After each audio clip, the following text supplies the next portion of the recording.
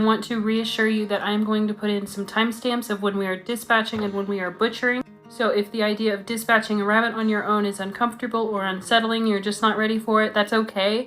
You'll know what to skip past, so you don't even have to see it if you're not ready for it. I raised meat rabbits about 10 years ago as a 4-H'er, and I never butchered them in that time. I just could not bring myself to do it. So you're not going to get any judgment from me for not being able to do that yet. It's okay. It's something you have to acclimate yourself to and be ready for. Now with that said, what made me more comfortable and able to finally process my own rabbits and dispatch my own rabbits was seeing other people do it and seeing it was not some horrible process. There was no suffering. It was quick and the rabbits didn't know what was happening. And also I'm going to do my very best to be as respectful as possible to the rabbits and also to you. Also, you are going to see raw, unfiltered Sarah in all of these videos. Crazy hair, wrinkles, whatever, no makeup, I don't care. Things I like to do to prep my rabbits for this. Number one is I like to handle mine a lot and get them out of the cage as much as possible, so whenever I bring them out to dispatch, they're not afraid of things. I also let mine have treats like bananas or tomatoes. I will be dispatching my rabbits out here in this ugly little tractor shed, which I should do a video on sometime. The other rabbits cannot see what's going on. Here's what to expect from my video in a second. I'm going to set my rabbits down on a piece of plywood. I'm using plywood because it's warm and I just want them to be comfortable. And then I'm going to sit with that rabbit for just a second and let them calm down and be really relaxed. Once they seem pretty calm, I'm going to lay a piece of rebar across their neck. I'm going to put my feet over the rebar, but not stand on the rebar yet. Get a good hold of both back legs. And then all in one motion, I'm going to pull up on the back legs while stepping down and putting my full weight on that rebar. I think in the second video I bumped the tripod, which makes the camera shake, so that's not a great video. I will show you 3 videos just so that way you can see it and be more exposed to it, so it's not quite so shocking when you have to do it yourself. Immediately after dispatching the rabbits, I'm going to touch their eye to show you that their brain is shut off, because if a rabbit is completely unconscious, then they will not have any sort of a blinking reflex. 2 of the rabbits in this video are going to have what they call death throes, where their body just thrashes around because their brain has suddenly been disconnected and the muscles are not getting any kind of a signal on what to do. Now I'm going to show you those 3 videos, okay? Here's our good buddy. Very soft and cute. Alright, we're going to set him down and let him just chill out.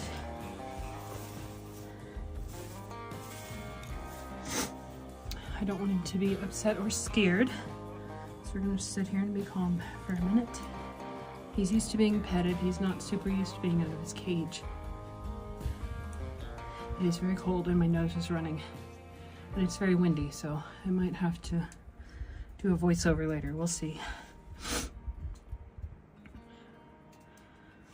Okay, we're going to take, this is a piece of rebar over the neck. It's cold, buddy. It's going to be cold. Lay it right there. I'm not putting pressure on this foot for now, okay?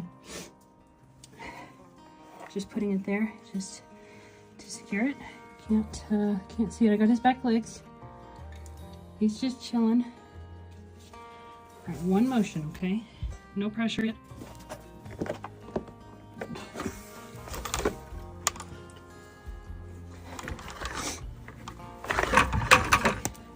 We've got death throes, but if you look at his eye,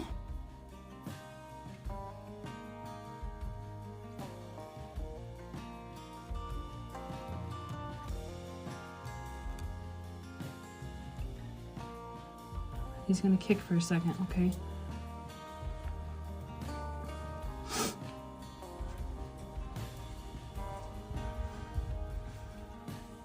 Good job. See?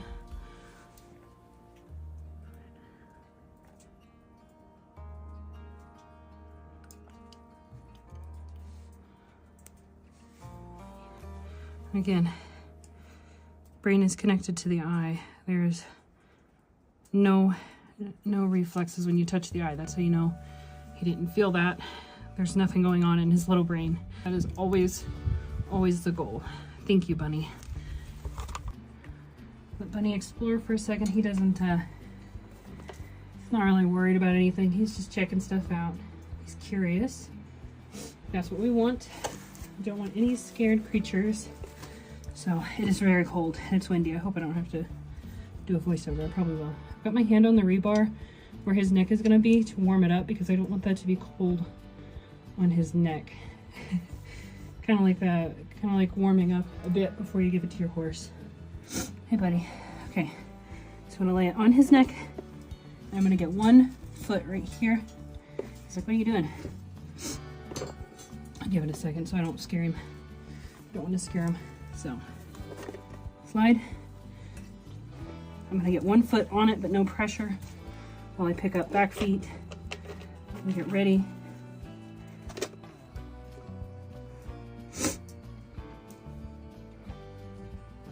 Give him a second to calm down. I don't want to scare him. All in one, we're gonna go. Whew. You gotta pull a little bit hard. I might pull a little harder than the average person needs to.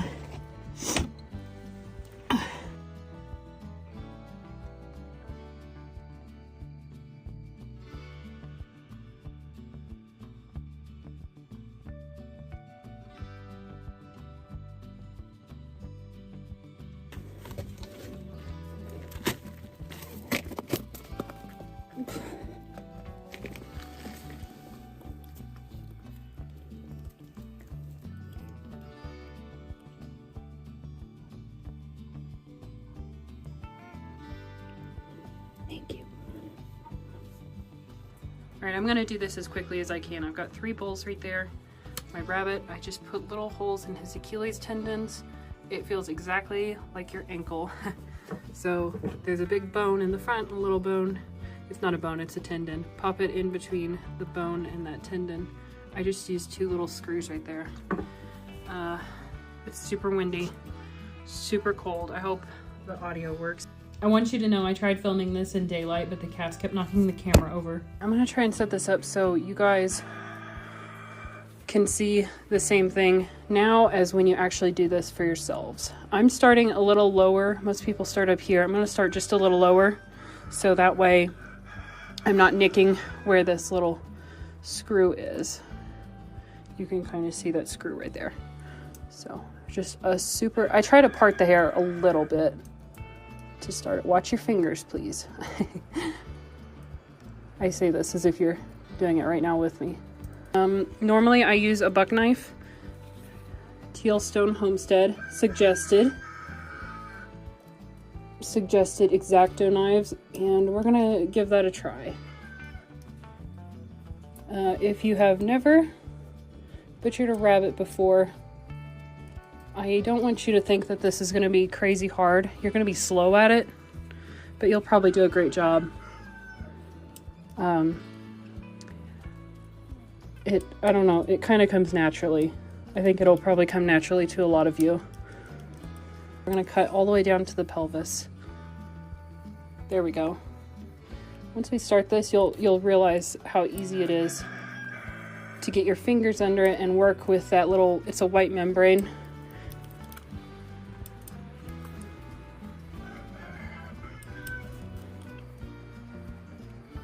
Okay. My fingers are red, I'm cold. I highly recommend in the winter time bringing out a bowl of just really warm water to get the hair off of your blade and to rewarm your hands. Mine are suffering. I was just trying to get out the door quickly. My kids were entertained. If you have little kids, you know how important it is to just get it done quickly. I'm kind of watching my kids through the window here. What I'm going to do is just bring it down a little bit more to the pelvis. And I'm going to do this super carefully. I don't want to, your bladder is right here. So you do not want to nick that. That would be a not fun time for you. So here in a second, there, see my finger just kind of popped through. It's really easy to pop that membrane through. For the women watching, I know a lot of women are worried about not being strong enough. I have like 0 grip strength, okay? And this is not difficult. Usually go inside out. Let's go that way. Like this, carefully, like so. And see, this is all disconnected. Now we get to do the fun part, you guys. Grab this hide up here. Oh, I'm bouncing y'all. Grab your hide right here, just a little handful, and just start pulling. And like I said, ladies, I lift weights, but I do not have any grip strength. It is honestly embarrassing how little grip strength I have. So don't be intimidated by this part. See, there it is. That little white piece there. Like so. See that? It releases when you do that. You can actually tear this a lot too, instead of relying on your knife. I learned to rely on the knife just a little bit too much with wild rabbits, like snowshoe hares. But these domestics absolutely do not need it. Same story with the front. I'm gonna run my fingers back here behind his body and the hide until I can get him to go all the way through, like so. Some people just tear this. I don't know if they're stronger than me or they've got better angle or something. Please be careful when you do this. Grab it, and I'm just kind of going up a little bit. Usually I flip my hide around for this part just so I can see what I'm doing a little better. I don't want to be out here very long. Believe it or not, I don't like being out after dark with dead things out here in predator territory right next to the Kootenai National Forest. This is so easy, you guys. If I put just any more effort into this, it would just kind of pop off all at once. But I do not want to chance ripping my pelt. Most domestics won't rip on you, but better safe than sorry. Okay, you're out of view. I'm gonna turn you. Flip you over here. There we go. Okay. We're gonna grab, pull. Oh, hey guys, I forgot to do the fun part here. Hang on. I'm just working around, watching my thumb very carefully.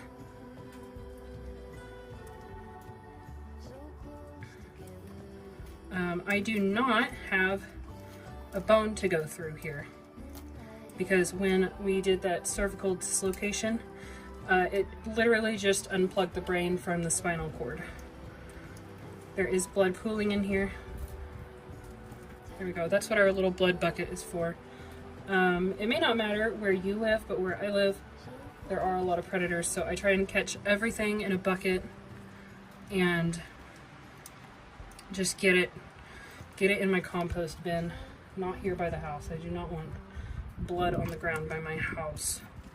It's like the best predator call. Okay.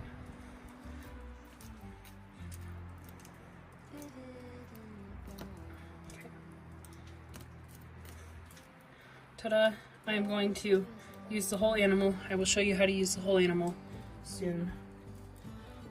And you're like, oh my god, you're getting blood on it. Don't worry, I promise when we tan this, I'll clean it right up, okay? So if you get it a little messy, don't worry. Oh, okay. See where this little bend is in the ankle? And take this and just lop it off. The first time you do this, you're gonna be shocked by how easy that lops off. There's the ankle.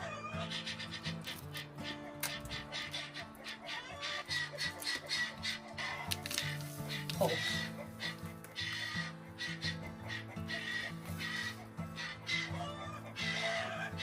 I guess I'm gonna go see what that is about. If it's not one of the kids being needy, it's creatures. One of the hens jumped up in one of the spots that she didn't belong in. The other lead hen did not like that. See how my finger is just appears through there? It's very translucent. You might be able to pop your finger through there. Let's see if I can. Yeah, I can. So grab, pop, tear. You're only going to tear the membrane if you do it this way. When possible, use your hand instead of that knife. I'm more telling myself that than you. Fun part, here we go. Woo. Okay, here's this. I'm gonna, just to show you guys, Run your hand in there. Oh my goodness, it's like soft mitten. It's bloody. I am gonna clean this up. Normally I don't get them this messy. There you go. Here's your pelt, ready to use. Isn't that beautiful? That's why I like American Chinchillas. I'm gonna move you back over here. Again, when you do this, please bring yourself a thing of water so you can just wipe all this hair off. It makes life much easier. This line, pinch it, tiny little nick, okay? See that? Got a little hole, perfect for my finger. Gently work your finger in there. If you've ever had a C-section, you know that the skin just tears super easy. They make a tiny little cut on you, and then the doctors just rip you open, which is why my C-section scar is diagonal. Can't say I recommend that. So you guys are getting all kinds of information you didn't know you wanted or needed.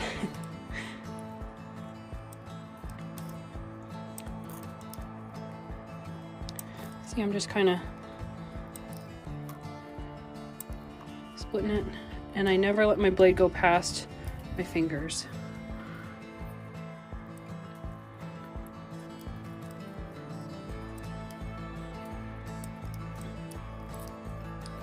I don't think I grabbed the sharpest knife. Me and this knife have a lot in common. Okay. Now, be careful. You don't want to pop those, it will stink. Right now, I don't smell anything. And I have a pretty sensitive nose. This does not smell, it just smells like a rabbit. It smells like a pet rabbit. Okay, that's far enough for now. So what I'm gonna do is open this up just a little. He was literally eating when I pulled him out. So he is full.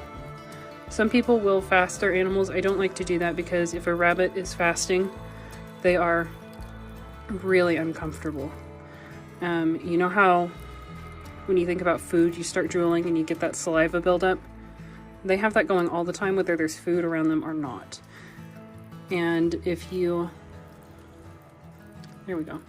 If they don't have food around, they've got all that saliva going and nowhere for it to go or nothing for it to work on, and that gives them a terrible tummy ache, and rightfully so.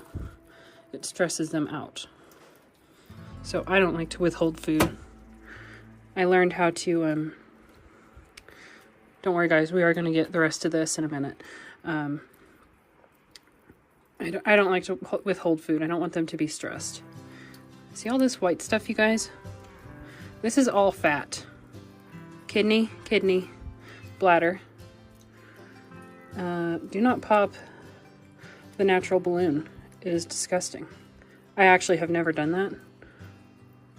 So let's hope we don't start now.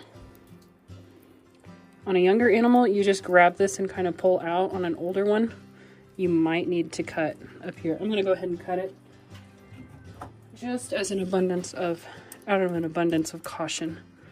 Gentle little, ta-da. That is the worst kind of water balloon. So now, we're gonna go digging. Did you hear that? There. When you tear it like that, you can just hear that skin ripping.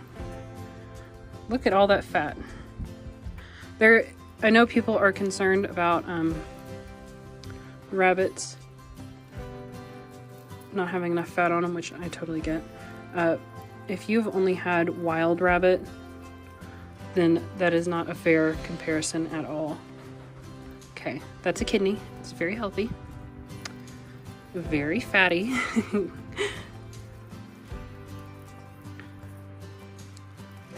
For most of your innards, you are not going to need a knife. Actually, pretty much all of them. I brought out 3 separate bowls. And one of these bowls is just for stuff like the kidneys and the liver. This is the stomach okay?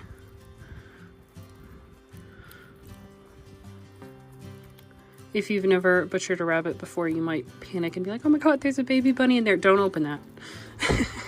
It's not a baby bunny, it is the stomach, okay?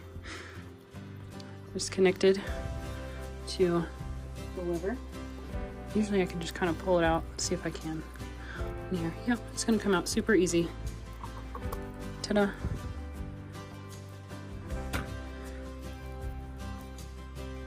There you go.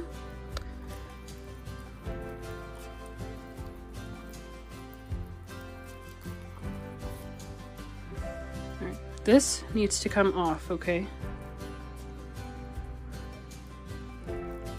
This liver is very healthy.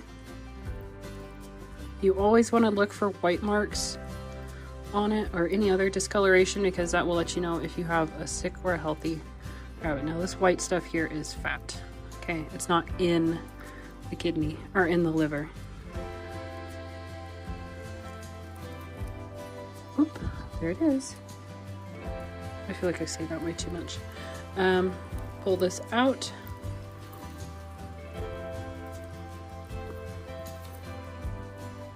Look at that. That is healthy.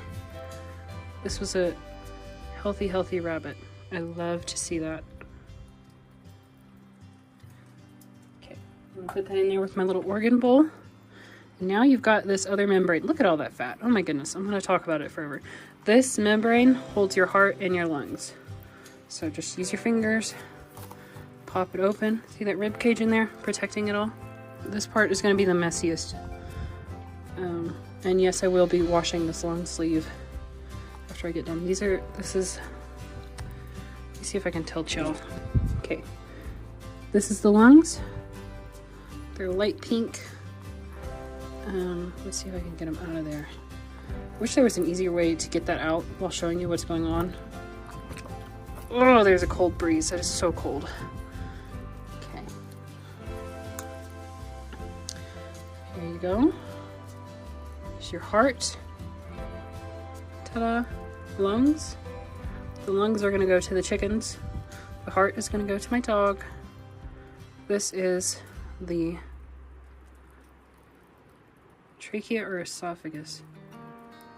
I think the trachea goes to the lungs. I'm going to pop that off there. See? Heart's off. It's not beating. I am shivering. So it's moving, but it's not the heart. It's me. I'm cold. Okay.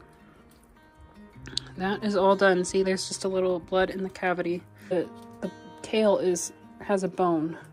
I'm gonna see if I can, oops. Well, good time for that to happen now that we're done. So I'm gonna feel that tailbone and nick it. Oh, there it goes. Okay. The bone is broke now. I'm gonna grab this. Oh, there we go. See? All that yuckiness came out with the tail. I will clean this up in the house. So what I'm gonna do now is we're just gonna carry everything in now as is. Here's our bunny. It is so cold and dark out, and I don't want to be out here with a bucket of guts.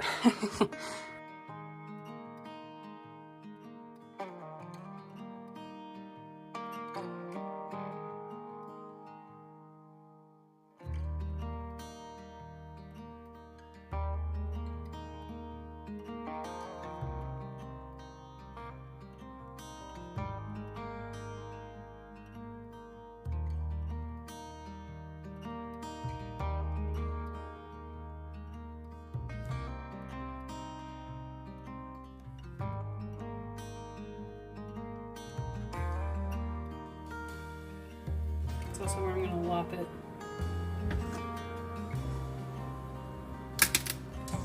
It does not take much grip strength at all. Like I said, be prepared for that when you do this yourself, because it'll make you think, how do they not break their legs just all the time, as easy as that was.